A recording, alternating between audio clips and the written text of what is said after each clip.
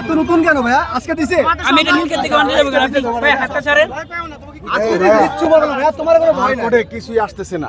ভাই আপনি এটা শিক্ষক কলেজের না না, আমি বলছি ভিডিওর কোডে তো কিছু আসতেছে না। কেন আসতেছে না? ভাই কিউআর ওর কোডে আইডি কার্ডের কোনো কিউআর কোডে কিচ্ছু স্ক্যান হয় না ভাই। আইডি কার্ডে ফিতে নাম লেখা থাকে কলেজের ভাই। এটা কি আমরা আগে কি আইডি কার্ড দেয়? এটা পুরো ভুয়া। আইডি কার্ড স্ক্যান হবে না, কিছু হবে না। এই যে তো আইডি কার্ড স্ক্যান করলে আচ্ছা শান্ত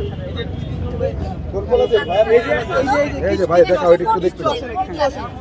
কিউআর কোডে কিচ্ছু আসে না। ভাই কিউআর করে তো কলেজের না, কলেজের ইনফরমেশন আসবে। কিচ্ছু আসে না। কিচ্ছু আসে না ভাই। এই দেখো, দেখেন আপনারা সবাই দেখেন, একটা কিউআর কোড সার্চ দিলে স্বাভাবিকভাবে তার পরিচয় সহ সবকিছু চলে আসে। বা প্রতিষ্ঠান আছে।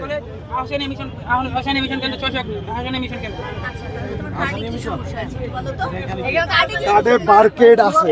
এই দেখেন, সে আহসানীয় মিশন বলতেছে না। আহসান এমিশন আমার কেন্দ্র এইখানে পরিচয় করবে। এই যে এইখানে দেখা দুয়ারিপাড়া গভর্নমেন্ট কলেজ, কলেজের নাম বলতে পারে নাই।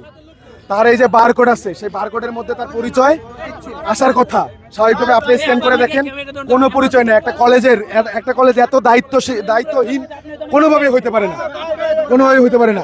আমি বিশ্বাস করি যদি এই যে আপনি নিজে দেখেন, ওটা কে? এটা তো আরেক ছেলে। আরেকজন ধরা হয়েছে। এটা তো আরেক ছেলে, এটা তো আরেকটা পুরাই ফেক। আর কি লিখছে? ওর পরিচয় বের হয়েছে, এর মানেটা কি? শিক্ষাকে ওরা বলতে কি ধরনের কথা? ওর পরিচয় বের হচ্ছে কিনা। একটা কলেজের কিন্তু প্রত্যেকের ইউনিক বারকোড থাকে, আপনি জানেন এটা? সবার প্রত্যেকটা শিক্ষার্থীর ইউনিক বারকোড থাকে, সেই ইউনিক বারকোডের সাথে তার এটা মিলতেছে না। আমার ফ্রেন্ডকে ফোন দিয়ে বলতে পারি।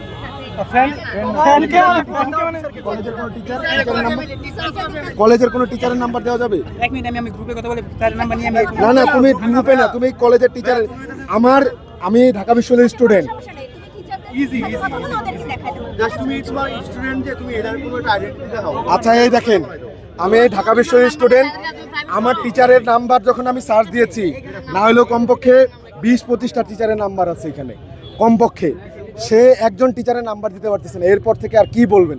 এখন শান্তি রক্ষার স্বার্থে আমরা তাকে কি করতে পারি? ছেড়ে দিতে পারি। কিন্তু যদি তাকে ধরে নিয়ে বিশ্ববিদ্যালয়ের জায়গায় যে নৈরাজ্য সৃষ্টি করতে আসছে, তাকে দিয়ে প্রক্টোরিয়াল টিমের হাতে দেওয়া যাইতে পারে, অথবা আইন শৃঙ্খলা রক্ষাকারী বাহিনীর হাতে তুলে দেওয়া যাইতে পারে। এটা কি আপনারাই বলেন? আপনারা মিডিয়ার কাছে জিজ্ঞেস করি, আসলে একটা আন্দোলন কিভাবে সাবোটাজ করা হয়? আমরা বিশ্বাস করি তারা যে দাবিগুলো নিয়ে আসছে, তারেক রহমান এবং তার সরকার সর্বোচ্চ পরিমাণ আন্তরিক, তাদের কথা শুনতে পারতো, তাদের প্রতিনিধি পাঠাইতে পারতো। কিন্তু যেইখানে প্রধানমন্ত্রী আসার পর থেকে তারা এইখানে বিশ্ববিদ্যালয়ের প্রাঙ্গণ, তারেক রহমান যে যাওয়ার রোড, সেই রোডটাকে ব্লকেট করছে। এবং তারা প্রথম থেকেই বলতেছিল যে তারেক রহমানকে দেখা না পর্যন্ত। এখানে গতকালকে তারেক রহমানের এক জায়গায় মাদারীপুরে আমরা দেখছি তার মানে গাড়ি বহরের উপরে হামলা হয়েছে। এইখানে যে তার নিরাপত্তা ঝুঁকি নেই, এটার গ্যারান্টি কি? এইখানে যে যারা পলাতক ফ্যাসিবাদের দোষররা এখানে সেবোটাজ করতে পারে না, এটার গ্যারান্টি কি? আপনি বলেন। এরপরে আর কি বলবো? আচ্ছা ওরা সাইডে গিয়ে বলবেন। বাকিরা আপনাদের হাতে বললাম। থামেন না ভাই। পরিচয় দেন ভাই। এটা আপনারা ধরে ছিল। হ্যাঁ ভাই, এই স্টুডেন্ট আমি তো পরিচয় পত্র দিতে। আমি দুয়ারিপাড়া সরকারি কলেজের স্টুডেন্ট। দুয়ারিপাড়া মিরপুর 11.5 বর্ধিত পল্লবীর সামনে কলেজ আমার। আইডি কার্ডে তো আপনার স্ক্যান কোনো কিছুই আসে না। এত রুল হইতে হয় না, বুঝছো?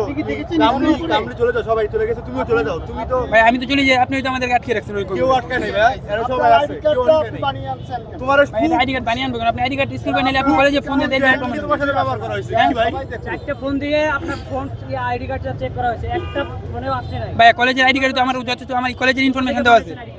কোথা থেকে বানাতে যাবো কেন ভাই? আপনি এটা কি বলতেছেন? আপনার তো পরিচয় দিতে পারলেন না আমাদের কাছে। দেখা যায় আমার আইডি কার্ড সময় যথেষ্ট পরিমাণ পরিচয় দেওয়ার চেষ্টা করছি। মিডিয়া আপনার ক্রস চেক করতেছে আপনার পরিচয়ে। আপনি তারা পরিচয় পাচ্ছে না, আপনি আবার এটা নিয়ে কথা বলতেছেন।